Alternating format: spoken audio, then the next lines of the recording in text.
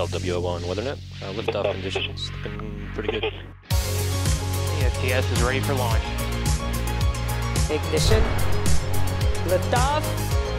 Falcon 9 has cleared the tower.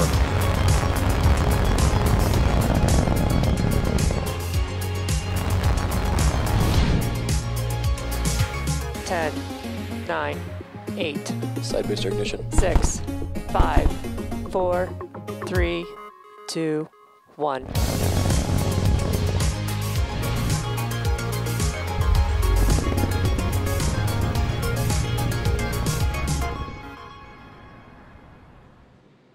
It's December 6th, and you're looking at a live view of Falcon 9 on launch pad 39A at Kennedy Space Center, and we're about to launch a Dragon spacecraft. Liftoff is targeted at 11:17 a.m. Eastern Time.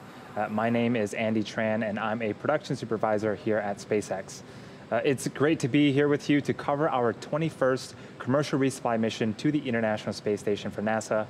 On screen and on top of Falcon 9 is an upgraded version of our Dragon vehicle. We've seen this new vehicle fly people twice now. The first was on our Demonstration 2 mission earlier this year with NASA astronauts Bob Behnken and Doug Hurley, and most recently on the Crew 1 mission with the four NASA astronauts who are currently still living and working on the space station. For today's mission, instead of people, we'll be transporting cargo, and this will be the first flight of cargo in our upgraded Dragon. It's worth highlighting that all CRS flights going forward will fly from pad 39A, and late cargo load will be done through the crew access arm. To this day, Dragon remains the only spacecraft currently flying that's capable of transporting significant amounts of cargo to and from the Earth. Once Dragon reaches its destination, it will be the first time that we have two Dragons docked at the orbiting laboratory at the same time. Between Crew Dragon and the cargo resupply missions, at this time, we are anticipating that there will be a Dragon spacecraft attached to the International Space Station at all times throughout 2021. And one final milestone to highlight today. If all goes according to plan, today's launch will mark the 100th successful mission for Falcon 9. So a lot of excitement ahead in the next hour. We are targeting an instantaneous launch window, currently at T-minus 13 minutes and counting, with all systems currently go at both our Kennedy Space Center and SpaceX Mission Control in Hawthorne, California. So with that, let's take a closer look at today's Falcon 9 and Dragon spacecraft.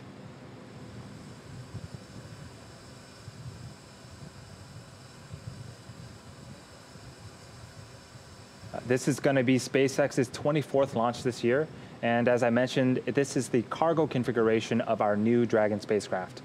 This version of Dragon is designed for up to 5 flights, while the previous version of Dragon can only support 3. Dragon was also designed from the beginning to be reused, so we are hoping to refly this vehicle again in the future. To date, 9 of our CRS missions have launched flight-proven Dragons. Today, we'll be delivering approximately 6,400 pounds of cargo to the space station, including critical materials to support dozens of science and research investigations that will occur on board the orbiting laboratory. We'll go into a little bit more detail on some of that research later on in today's webcast. This version of Dragon has 20% more volume and double the powered lockers. And in order to fly more cargo, we've made a few modifications to the spacecraft from the vehicle used on our Demo 2 and Crew 1 missions. Since there are no people on board, we've removed the Super Draco engines, which not only power Crew Dragon, but will also carry astronauts away from Falcon 9 to safety in the unlikely event of an emergency on the pad or during ascent. We've also removed 2 trunk fins used only for abort scenarios, and in the pressurized section, the seats and crew displays have been swapped for cargo racks. Lastly, the environmental control systems has also been reduced in both size and complexity. And while this Dragon will be flying for the first time, the Falcon 9 first stage, which is the bottom 2/3 of the vehicle, is a flight-proven booster. Today's mission, CRS-21, will be its 4th flight. It previously supported the Demo 2, Anasis 2, and most recently, the Starlink mission in October. To date, we've had 99 successful Falcon 9 launches. 42 of those were on reflown boosters. And today, we'll be attempting to recover the first stage on our drone ship, Of Course I Still Love You, stationed in the Atlantic Ocean. You can see it on screen right now. And for those keeping count, if we do successfully land Falcon 9 today, this will mark our 68th booster landing and the 35th successful landing for our drone ship, Of Course I Still Love You. And finally, above the first stage is our second stage. It has a single Merlin vacuum or MVAC engine, which ignites after the first stage separates. The second stage is what will carry Dragon to its intended orbit, allowing the spacecraft to eventually rendezvous with the International Space Station.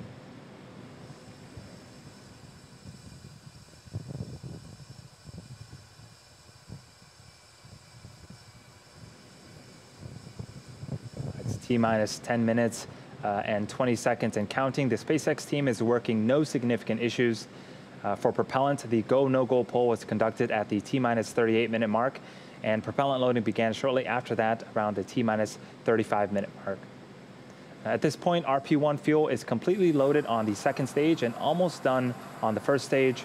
For liquid oxygen, it's currently underway on both stages and should complete around the T-minus 2-minute mark. We're also loading helium gas into both stages.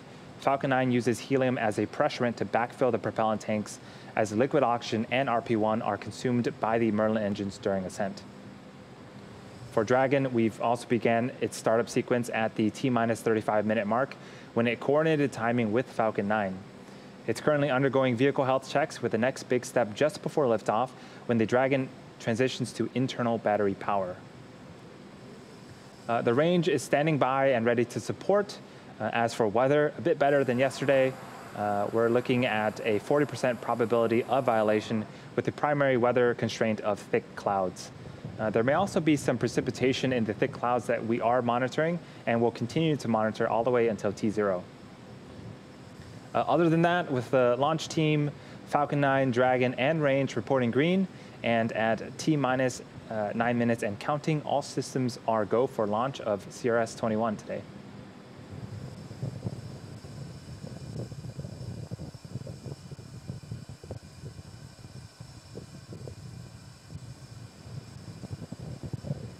Since SpaceX began flying Dragon in 2012, our vehicles have delivered some really cool and vital scientific experiments to the orbiting laboratory, and today's mission is no different. Dragon will be carrying dozens of research payloads to the space station, including research from the National Laboratory, operated by the Center for the Advancement of Science in Space, or CASIS. There are more than 20 payloads sponsored by NASA and the National Lab on today's mission, representing more than 50 science experiments, all of which are intended to benefit life on Earth. Let's take a few minutes and look at some of the groundbreaking research from CASIS that will be aboard the CRS-21 mission.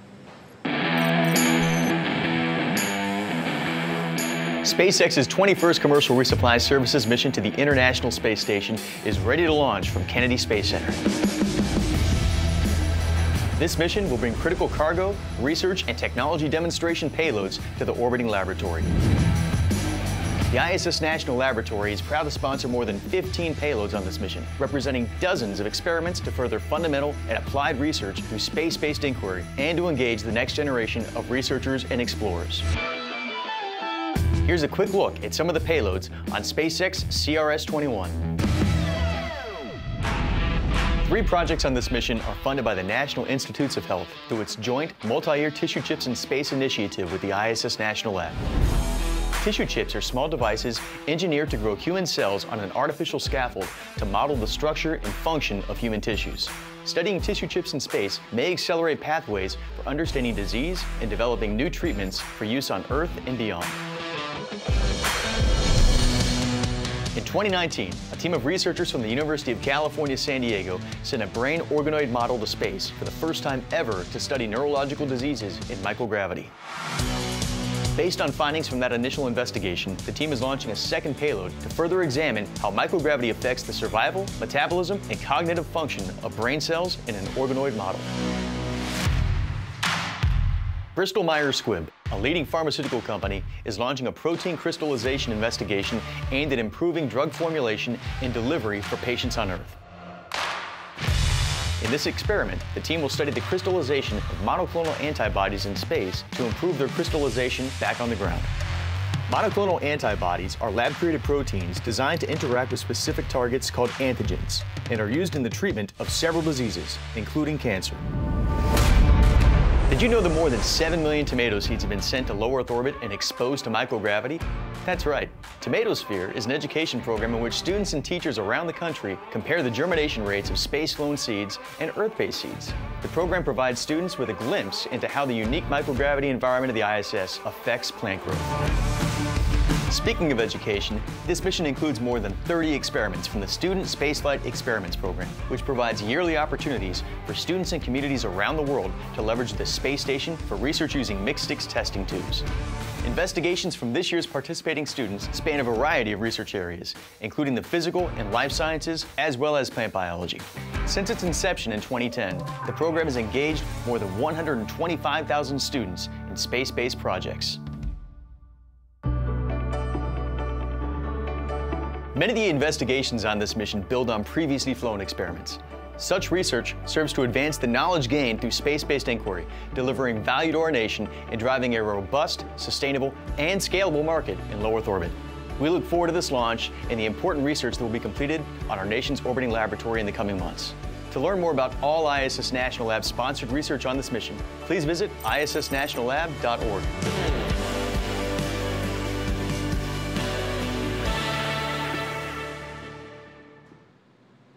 This is just a small sample of the dozens of research experiments that Dragon will take up to the space station.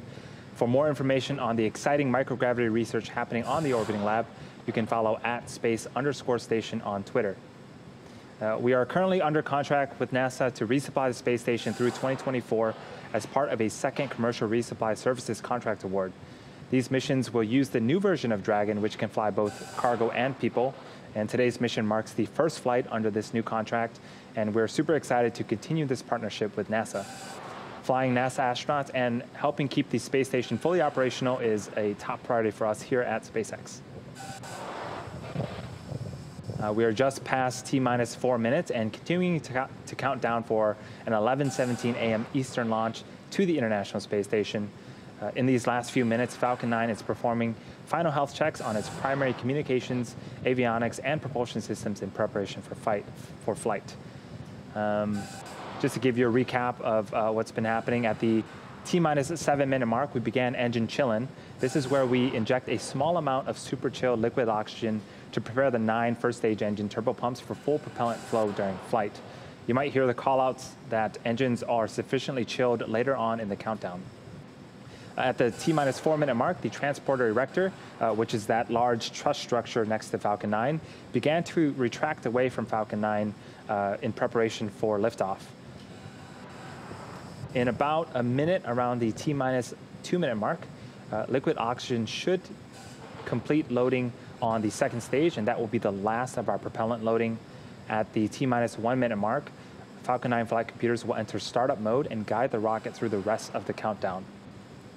Shortly after that, the SpaceX launch director will give the go for launch, and finally at T0, the rocket is released from the hold down clamps for liftoff, after which the strong back fully retracts away from the rocket, clearing way for Falcon 9's ascent.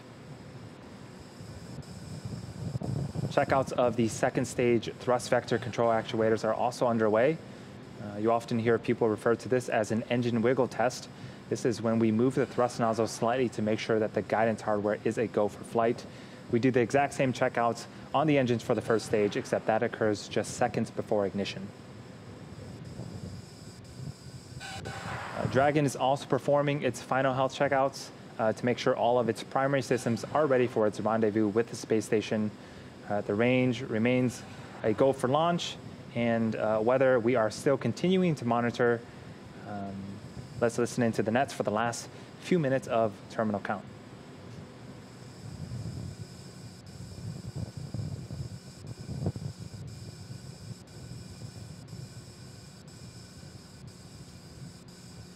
And you can see that we have some white clouds starting to form around Falcon 9. This is completely normal for us at this stage in the countdown. That is liquid oxygen condensing when it meets the warmer ambient airs of Florida.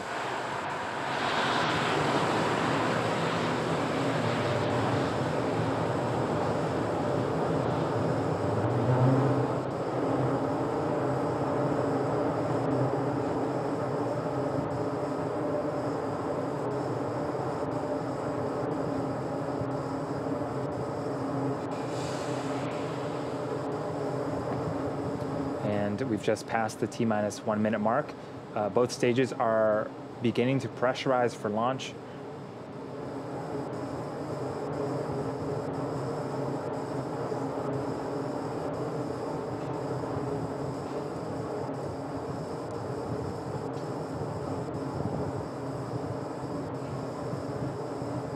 And we are reaching the T-minus 30-second mark. All systems are go for launch. And this is mission CRS-21, the last mission of Dragon for this year.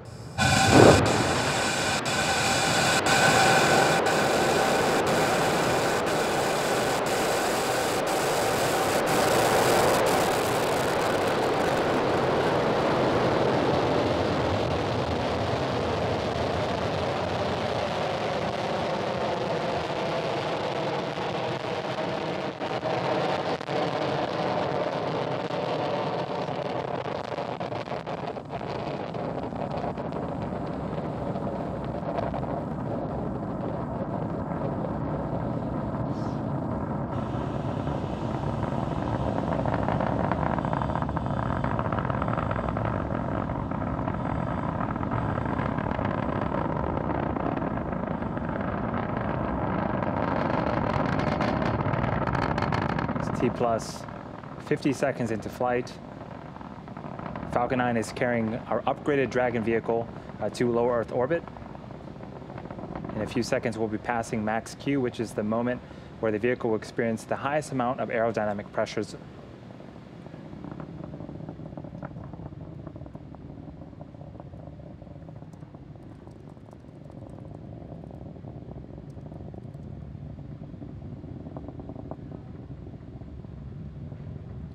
And we've just passed max Q. Coming up are 3 events in rapid succession. The first event is MECO, or main engine cutoff. This is where all 9 of the Merlin engines on the Falcon 9 first stage will shut down in preparation for the second event, which is stage separation. This is where the first and second stage will separate from one another. And a few seconds after that, we'll have a second engine start 1, where the Merlin vacuum engine on the second stage will ignite to boost Dragon to low Earth orbit.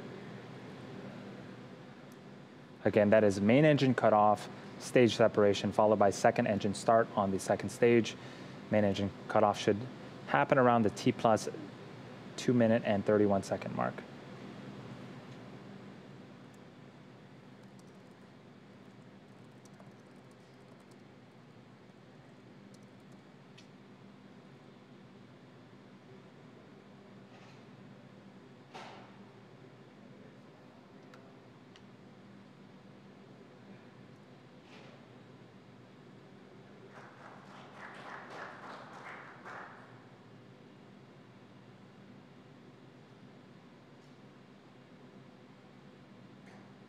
And you just saw on screen, successful main engine cutoff, stage separation, and ignition of our second stage. So on screen right now, you have 2 different views. On the right-hand side is a view of our second stage Merlin vacuum engine. On top of that second stage is our Dragon vehicle. And on the left-hand side is a view from the top of our first stage looking downward. The first stage will continue its descent back towards Earth and attempt landing on our drone ship, Of Course I Still Love You, in a few minutes, while the second stage continues to take our Dragon vehicle to low Earth orbit. If you are just joining us, this is the 21st commercial resupply mission for the International Space Station for NASA. This is also SpaceX's 24th launch this year. And we're flying a cargo configuration of our new Dragon spacecraft.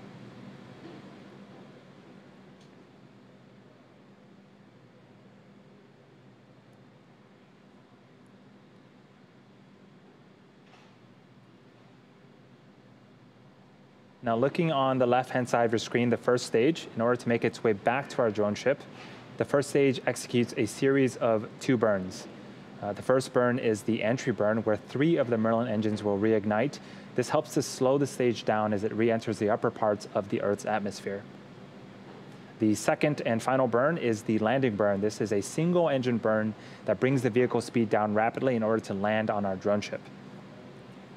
The first of those 2 burns, the stage 1 entry burn, should happen around the T plus 6.5 minute mark.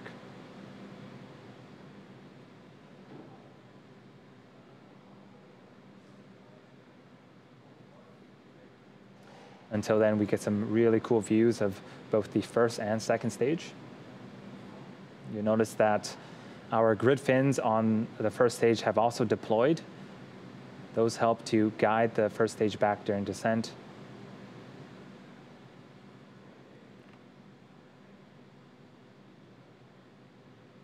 You can also see some periodic plumes of gas, that's nitrogen, coming from our attitude control systems. And those help to orient the first stage as it continues to fall back towards Earth.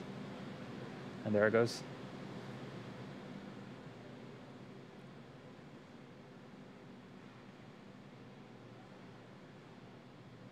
We're about a minute away from the first of these 2 burns on the first stage. And just checking in with the second stage, everything seems to be looking nominal.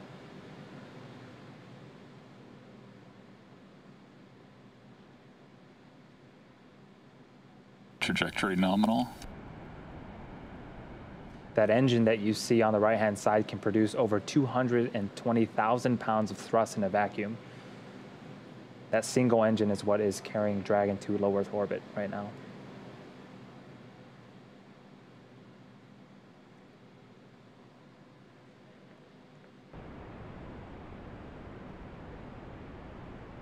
And we're just a few seconds away from our re-entry burn on the first stage. Watch for those 3 Merlin engines to relight and slow the stage down.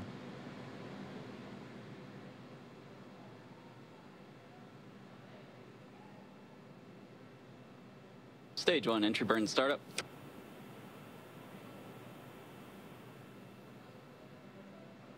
And there's our entry burn. Again, that's 3 engines slowing the first stage down before it hits that dense part of the Earth's atmosphere. Trajectory nominal.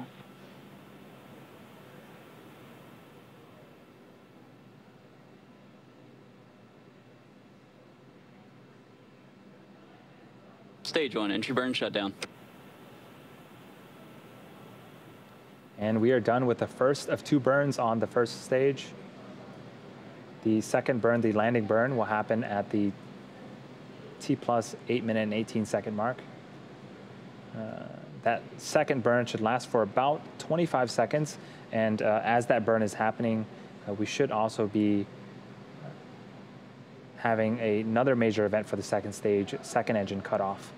We'll see if we can hear that as the landing burn begins.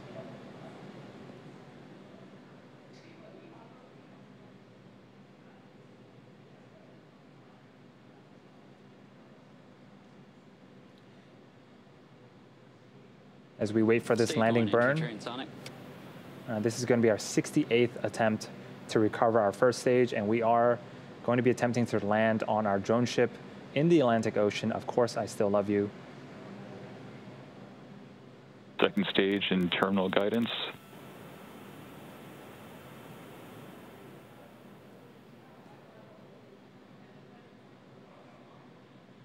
Stage 1, landing burn startup. And we got audio confirmation STS is saved. that the first stage has begun its landing burn. Everything's looking great on the second stage right now. Stage 1, landing leg deploy. There's a view from our drone ship. Here comes Falcon 9. Eco.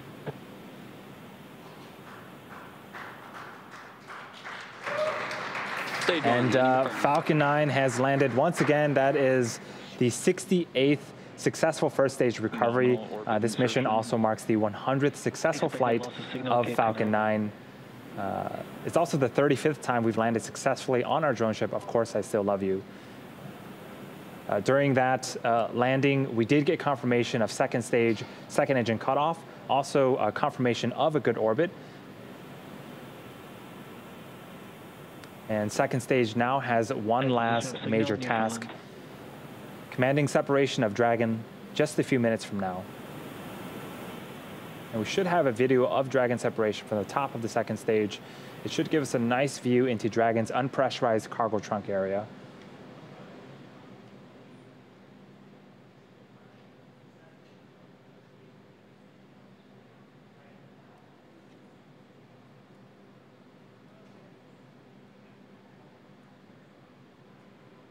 This is an animation to show where each of the stages are currently in this mission. The second stage has turned off its Merlin vacuum engine and is currently coasting, awaiting for Dragon separation.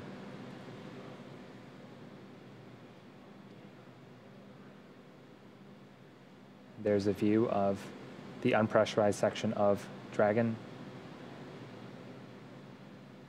Now, for a typical CRS mission, after Dragon deploys, we would be waiting for solar array deployment, but as a reminder, this is our new Dragon vehicle, and it has solar panels mounted along the surface of the trunk. You might be able to see it once Dragon separates, but those solar panels are already activated and producing power.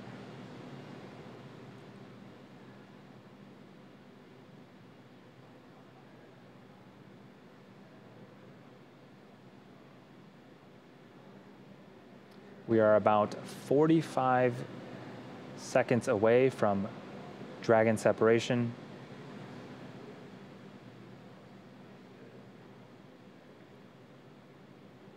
Again, we are in a coast phase. Even though the engines are not on, we are still coasting at pretty fast pace, 27,000 kilometers per hour.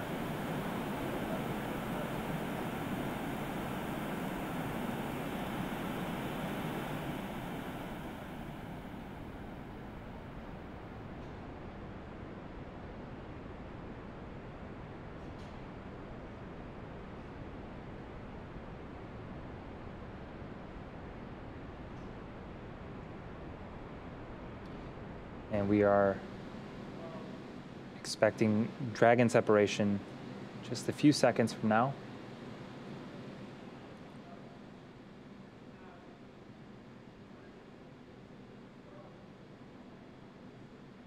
Dragon separation confirmed. And there is Dragon separated from the second stage. What a cool view.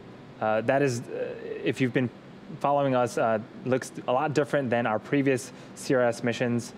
Dragon is carrying approximately 6,400 pounds of cargo to the International Space Station on this mission. A small portion of the cargo represents supplies for the astronauts, things like food and clothing, but most of the cargo represents science going up to the space station. The International Space Station serves as the world's leading laboratory for cutting-edge research and technology development that will enable human and robotic exploration of destinations beyond low Earth orbit, including the Moon and even Mars. The Dragon vehicle is just beginning its journey. It has about 26 hours before reaching the space station. The next major event is nose cone deploy, and that's where we expose the guidance, navigation, and control sensors and docking mechanisms. We won't be able to see that on camera, but we should be able to get confirmation of it.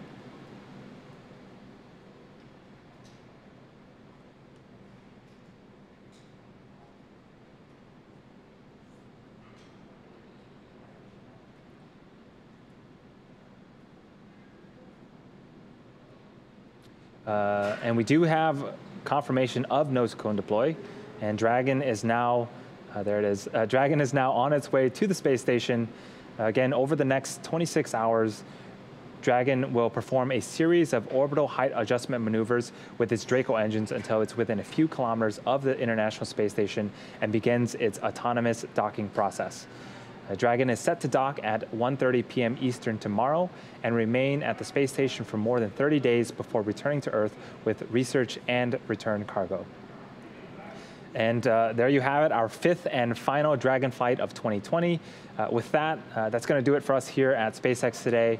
We had an on-time liftoff from Kennedy Space Center, successful stage separation. We landed our first stage for the 68th time and successfully deployed our upgraded Dragon vehicle into orbit. Today's mission also marked the 100th successful flight for Falcon 9.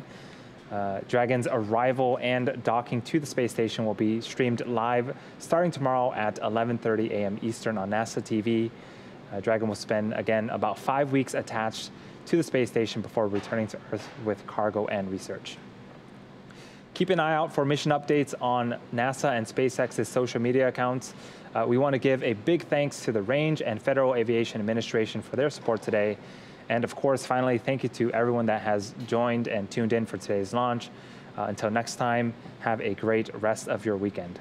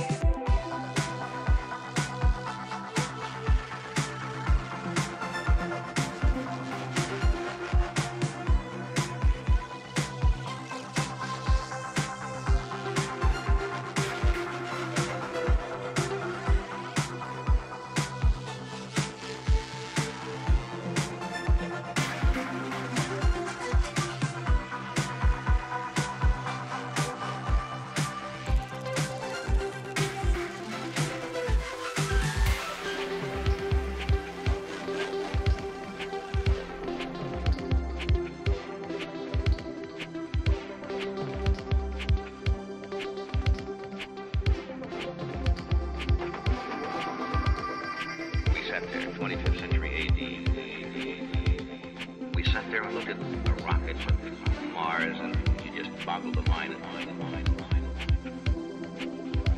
And the technology caught up, didn't it?